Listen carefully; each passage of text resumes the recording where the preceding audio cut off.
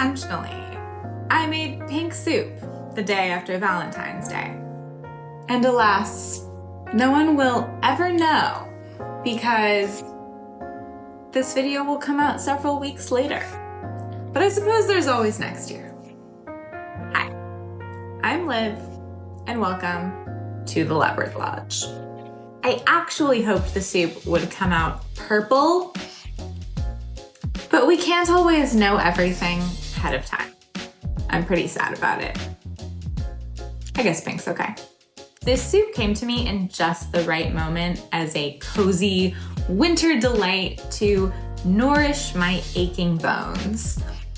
My literal aching bones, because I got into a bike accident and my leg is messed up. Not to mention that I can't use my left hand very well. It turns out that there's a lot of things that are still pretty hard to do with just one hand. Like chopping vegetables. So the rough chop that I utilized in this soup was actually great for this situation. Super rustic, super simple, super delicious. Start off by grabbing a slew of purple winter vegetables. We've got cauliflower, carrots, red onion, fennel, okay, not purple, but delicious in this soup, and the elusive beet, which I think we can all admit is bringing the main color to the party here. The beet is the most intense of vegetables. Nothing fancy here, just some rough chopping. Trying to get the pieces into roughly the same ballpark size. Spread out on a sheet tray. Of course, they don't all need to be purple, but it's more fun this way. Something to get you out of that winter doom and gloom. I mean, beige soup, it's really not as fun. But I understand if you can't find these things all in these colors, and I would say that if you still end up using red beets, you're still gonna get a shade of pink. Drizzle with olive oil, salt, pepper, lots of paprika. If you use no other spice, please use paprika. It's going to bring this lovely smoky flavor. And of course, any other spices that strike your fancy. I'm using a mild chili flake called Aleppo, and some sumac, which has a really wonderful kind of earthy flavor. Bake in the oven at 400 degrees Fahrenheit for 30 minutes until the vegetables are tender with a bit of char. You could, of course, brown your veggies in the soup pot on the stove, but you would really be missing out on the beautiful flavor that comes from roasting your vegetables. It kind of caramelizes the sugars and just deepens the flavor. It's so good. So roast them. Well, when the veggies come out of the oven, you could honestly just enjoy them like that. I mean, what a great side dish. Get some wild rice going, maybe some chicken if you eat meat, maybe some like seared trumpet mushrooms.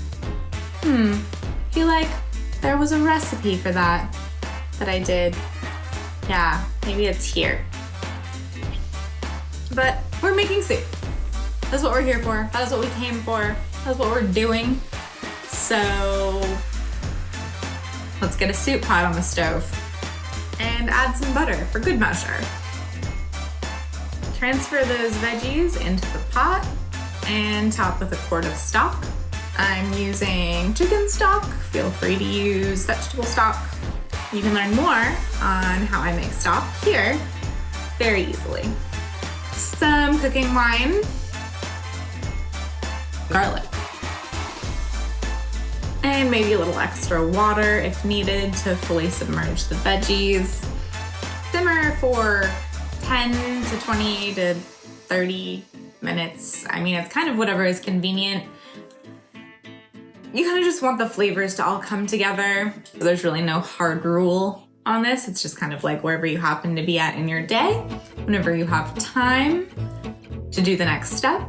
Wouldn't leave it on the stove for too long, because then like the vegetables might turn brown and the stock might evaporate. So like, yeah, like no more than half an hour, I would say, but like, yeah, at least give it 10 minutes just to kind of become one. I don't know. For all I know, you could just blend it right away and you wouldn't notice the difference, but I just feel like they need to marry first. So traditional of me. Then we blend. Feel free to use an immersion blender and not get another thing dirty. I just absolutely love my Vitamix. This thing is very old, but it still works really well and gets my soup so smooth, velvety. Back in the pot, however you've blended your soup, we're gonna add about a cup of Greek yogurt or regular yogurt, but I think Greek yogurt tastes better. It's nice for this soup to have a little bit of body, so I like the thicker style, but use what you've got. I'm using whole milk yogurt. If you're a non-fat person, just don't tell me about it. You could probably substitute coconut yogurt or something for a vegan version. No reason why not. I've never had coconut yogurt. Is it good? Should I try it? I don't see how it could be bad. It's like coconut. Yeah, anyway, I'm really off on a tangent today. Let everything boil and thicken up for a few minutes, like 5-ish or something.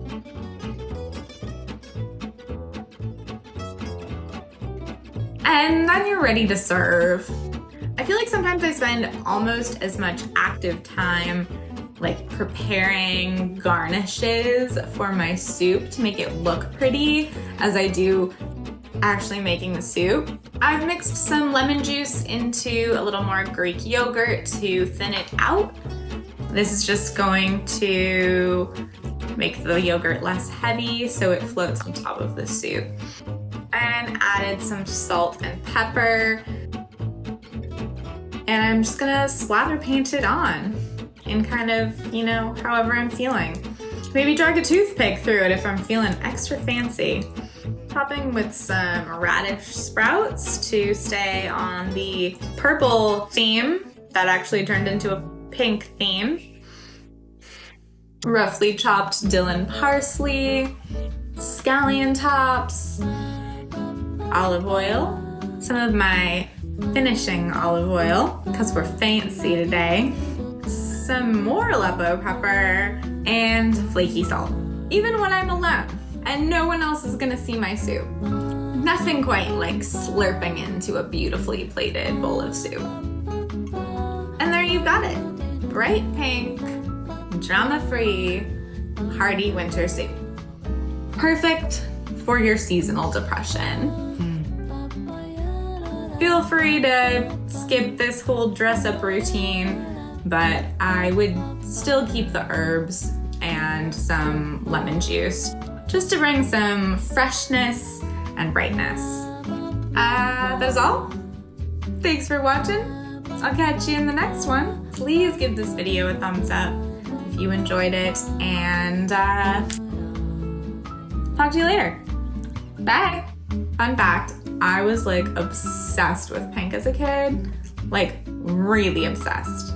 There was this restaurant my parents would go to sometimes that had like multicolored plates in the mix, and like I would only eat off of the pink one. I mean, it was really more of like a peachy salmon color, but like I was like, I need the pink plate, and they indulged me.